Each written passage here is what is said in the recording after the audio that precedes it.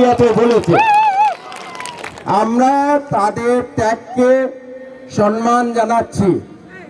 আর এখানে উপস্থিত আমাদের পরম শ্রদ্ধার মা বোন, পরম শ্রদ্ধার বয়োজ্যেষ্ঠ মুরব্বী, আমার পরম শ্রদ্ধার বড় ভাই, যুবক বন্ধু এবং ছোট ভাই বোনেরা, আজকে আপনাদের এই জনস্রোত দেখে আমার হৃদয় ভরে গেছে। মৃত শেরমান আজ থেকে 5 দিন আগে রাজনৈতিক শেরমান মরে গিয়েছিল। আজকে সেই রাজনৈতিক শেরমান জীবিত শুধু আপনাদের দোয়ার জন্য। আমি ভাবতেও পারিনি যে 26-এ আমি নির্বাচন খেলব। মাত্র 3 দিন 4 দিন নমিনেশনের সময় যে দল আমাকে টিকিট দেওয়ার কথা ছিল, দুবার এই রকম গণমঞ্চে ঘোষণা হয়েছিল আমার টিকিট। যখন সেই দল শুধু 4 দিন আগে নমিনেশন শেষ হওয়ার টিকিট থেকে বঞ্চিত করলো, আমি ভাবি নাই কোনোদিন যে 26-এ আমার নির্বাচন খেলা হবে। এই অসম্ভবকে সম্ভব করেছেন শুধু আপনারা, আমার অতি আদরের ভাইয়েরা, আমার অতি আদরের মা বোনেরা। আপনাদের দোয়া এবং আশীর্বাদ আল্লাহ তাআলা কবুল করেছে, ভগবান কবুল করেছে। আর যা ভগবান চায়, আল্লাহ চায়, তা পৃথিবীর কোনো শক্তি তার রদ করতে পারে না।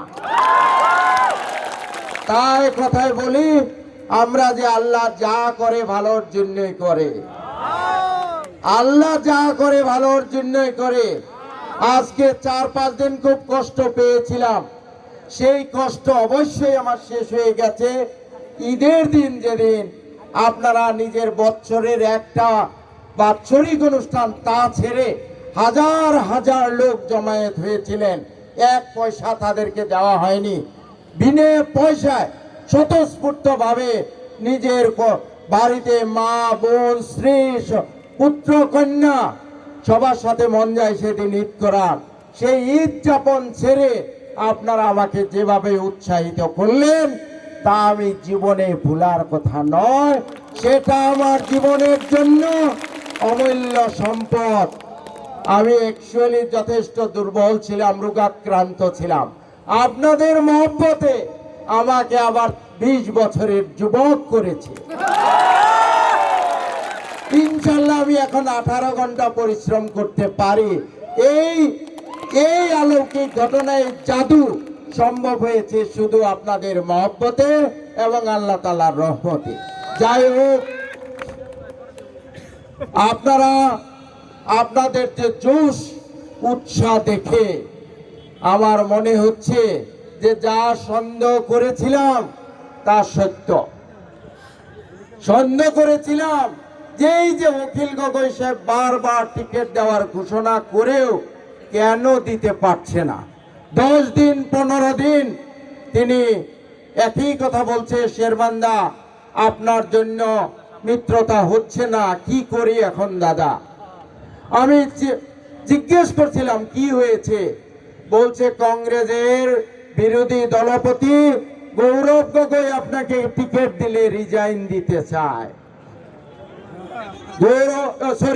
দেবব্রত শইকিয়া, কংগ্রেসের বিরোধী দলপতি দেবব্রত শইকিয়া আমাকে টিকিট দিলে রিজাইন দিতে চায়। আমি ওনাকে বলছিলাম যে অখিলদা, আমি তো বন্ধুত্বমূলক প্রতিদ্বন্দ্বিতা, আর এখানে বিজেপির প্রার্থীও জিতবে না, তাহলে বন্ধুত্বমূলক প্রতিদ্বন্দ্বিতায় কেন ভয় দেবব্রত শইকিয়া? তিনি বলছে তা আমি বলতে পারবো না, কিন্তু তিনি রিজাইন দিতে চায়। রিটেন দিয়েছে যে শেরমানকে যদি বন্ধুত্বমূলক প্রতিদ্বন্দ্বিতার জন্য প্রার্থী করা হয় তাহলে সে রিজাইগনেশন দিবে কংগ্রেস থেকে। অখিল বলেছিলেন যে আসাম জাতীয় পরিষদের নেতা লুরিনজ্যোতি গগৈ আমার মনেও একটা বেশ ভালো ছবি নিয়ে, আমি সহজ সরল মানুষ ভাই, মানুষকে সামনে থেকে যেভাবে দেখি, যেভাবে কথা শুনি তাই বিশ্বাস করি। লুরিনজ্যোতি গগৈকে এতদিন রাইজর দলে যাওয়ার আগে সেকেন্ড অপশন লুরিনজ্যোতি গগৈ ছিল আমার, যে হয় রাইজর দল, না হয় লুরিনজ্যোতি গগৈ। সেই লুরিনজ্যোতি গগৈ লিখিত দিয়েছেন যে শেরমানকে যদি টিকিট দেওয়া হয় তাহলে আমরা মিত্রতা বিচ্ছিন্ন করব। লুরিনজ্যোতি গগৈ মিত্রতা বিচ্ছিন্ন করব। আমি ভেবেছিলাম, আমি দুঃখ পেয়েছিলাম যে কি দোষ করলাম আমি, কি মহা পাপ করলাম আমি। কংগ্রেস দলের বিরোধী দলপতি রেজিগনেশন দিতে চায়, অসম জাতীয় পরিষদের নেতা সে চিঠি লেখে। আমার মনে হয়েছিল যে এই যে মানুষের, ভূমিহীন মানুষের মাটি দেওয়ার দাবি করছি, এটাই কি আমার মহা অপরাধ? আমি নদীর কন্ট্রোলের কথা বলছি, এটাই কি আমার অপরাধ? আমি মানুষের মাটির পাট্টা দেওয়ার কথা বলছি, এটাই কি আমার অপরাধ? আমি 34% মানুষের ন্যায়ের কথা বলছি, এটাই কি আমার জন্য অপরাধ? চেয়েছিলাম আমি যে অখিলের নেতৃত্বে আসামের সমস্ত জাতি জনগোষ্ঠীর মানুষ একত্রিত হয়ে শঙ্কর আজানের আসাম গড়ে তোলা হোক। চেয়েছিলাম জুবিনদার আসাম গড় নিক। জয় জুবিনদার, জয় জুবিনদার। কিন্তু শ্রদ্ধার জনসাধারণ, আমি আগে যে বলছিলাম যে আমার সন্দেহ হচ্ছিল, কেন দেবব্রত শইকীয়া আমার টিকিট দিলে রিজাগনেশন দিতে চায়, কেন লুরিনজ্যোতি গগৈ আমার বিরুদ্ধে লেখে। আমার সন্দেহ হচ্ছিল যে বোধহয় আমাদের এই কংগ্রেসের ক্যান্ডিডেট কয়েক কোটি টাকা তাদের পেছনে খরচ করেছে, 4-5 কোটি টাকা।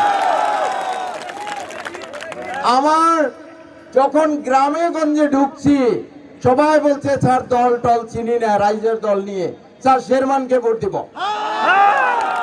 সবাই বলছিল শেরমানকে ভোট দিব। বিশ্বাস হয়েছিল যে বোধহয় লোক আমাকে ভালোবাসে, বোধহয় জিতাটা সম্ভব।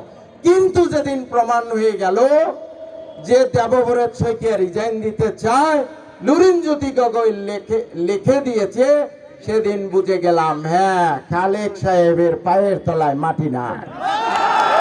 ভাই, খালেক সাহেবের পায়ের তলায় মাটি নাই। আমি শোনা মতে 5 কোটি টাকা খরচ করেছে।